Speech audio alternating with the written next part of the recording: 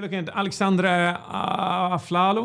Aflalo, and he's got his head tilted as well to the left. And Tracy Lowe and Petris Gaza, same. Jonas Kalinauskas. All right, thanks. All right, so there's a bunch of you with the head tilted to the left. Steve Evans as well. The question is why? And does it matter? And the reason we tilt our head to the left or to the right is most commonly to show empathy. So if I said that my hamster died, we commonly tilt our head to the left or to the right and we say, oh my God, I'm so sorry.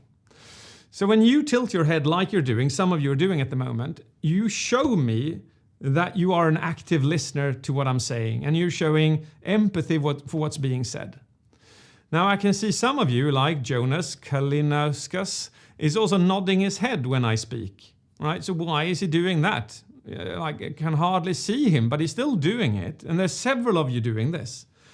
Well, we nod our head, again, to show that we're an active listener. Yes, Nuran, he agrees with you. But the interesting thing, there's a bunch of you agreeing with me, but you're not nodding your head. So I asked myself, what happens if I take the head tilt and the head nod, and I give that to somebody who is not using it, but they're still interested? So I took the head tilt and the head nod and I gave it to somebody else. And then they came back to me and they said, oh my God, David, this is such a difference. People talk so much more to me.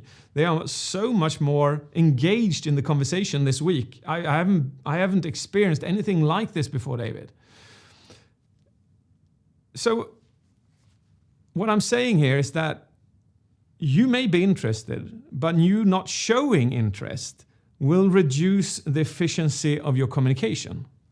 So then I asked myself, how many more of these skills are there? Found a total of 110.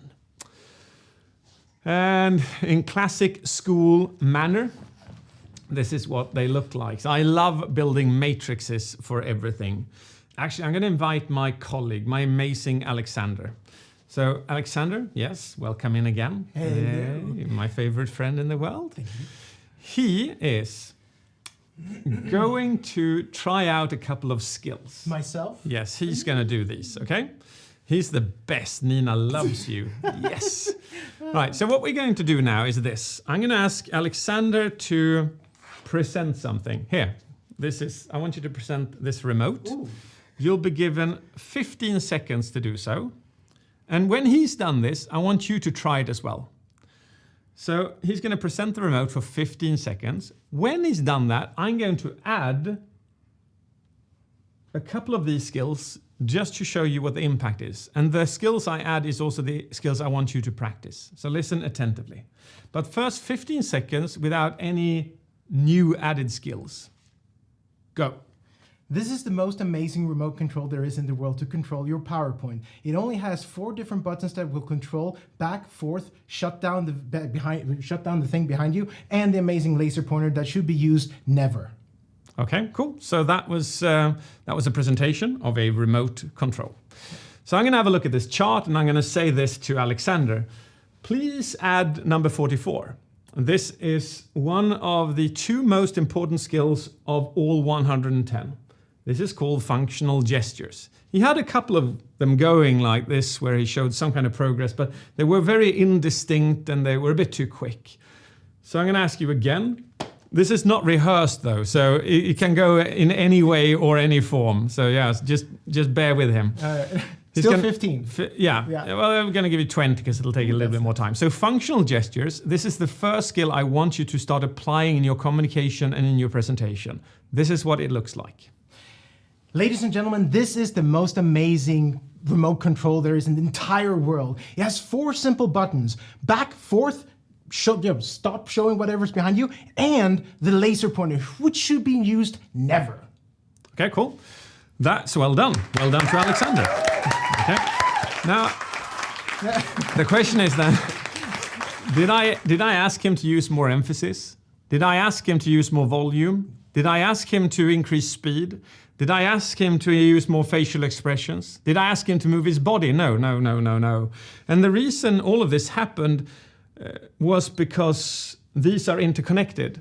And functional gestures work this way, that when you start using them, they amplify over 20 other skills. Imagine that. Talk about a shortcut. If you go to a random public speaking coach, he may or she may give you advice on change this and this skill. But the advantage of doing this over 7 years, studying 5,000 public speakers, I found that some of the skills are mother skills. And they have like a exponential growth for you as a presenter. And the functional gestures is one of those mother skills. So I'm going to leave you with this. I'm going to ask you to do this now.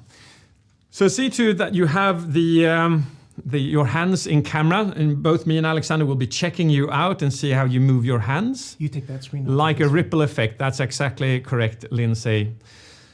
All right, I want you to describe your favorite physical activity, whatever that is. If it's typing fast on a keyboard, if it's doing dishes, if it's fishing, if it's boxing, doesn't matter. We're gonna do 20 seconds of your favorite physical exercise. Okay, cool. We're gonna be checking you out, giving you quick feedback after that. Are you ready?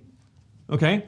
Are you? Yes. Nod so we see that you are ready. Yes. Yes. We see camera 3. Yes. There's smiling faces, arms going up. Anders Zettermo. I love it. That's good energy, man. All right. Here we go.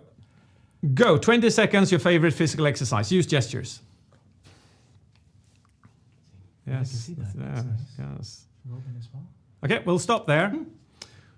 We're just going to have a look at a small change, and that is that your gestures were fairly quick. You were doing them very fast. When you go into this fall, into this autumn, I want you also to be perceived as assertive, and your gestures should preferably be slow and distinct in order for you to show and be perceived as assertive. Okay? So slow and distinct. We're just going to see what that looks like when Alexander does it, and then I want you to apply it, because your gestures were amazing, but they were most commonly very fast and non-distinct. So have a look at this. Ladies and gentlemen, this is the most amazing remote control there is in the entire world. It only has 4 buttons: forward, backwards, back in the screen behind you, and the laser pointer, which should be used never. All right, have a look at that. Did you see the difference in the distinction in his gestures? It also got him to slow down, which is imperative in your meetings and in your presentations. Because when you slow down, you allow your brain to think. You allow your vocabulary to function optimally. So I want you all to try this now. Do the same physical exercise, but I want you to use distinct and slower gestures. Go. We're checking you out again. So just give me an idea. Was there a difference between your first and your second version? Did you feel a difference? You probably felt that you have way more control in the second version. Control, and that is what you want when you present, when you communicate, when you walk into a room, when you sit down for a date. You want to be in control, and that is the way to do it. Well done. We're going to do one more small version of this. Feels more confident. Isn't that amazing, Stefan? That confidence can come from outside of you and make you feel more confident. So I want you to take that with you. And now finally, I want you to do this exercise once more. Are you ready for one more time? One more time? Yeah, okay, cool. Right, I love the excitement. This time I want you to do exactly the same thing, but you are not allowed to use any functional gestures at all. Just speaking. All right? You have 20 seconds, exactly the same thing. No functional gestures. Go. Whoa. I think we killed them. Yep. They're literally flatlining right now.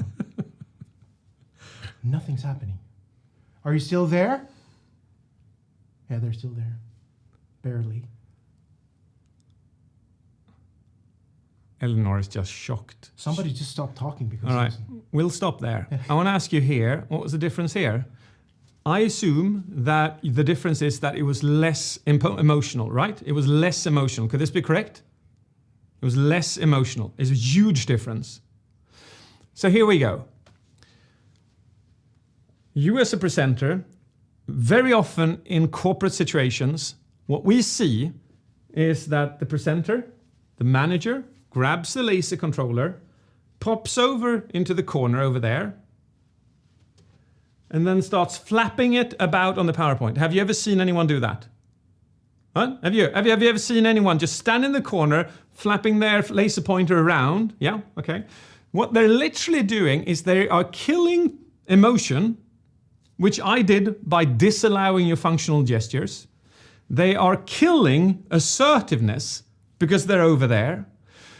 So the easiest way to increase assertiveness, increase passion and emotion is A, add functional gestures, B, make them distinct, C, execution slowly.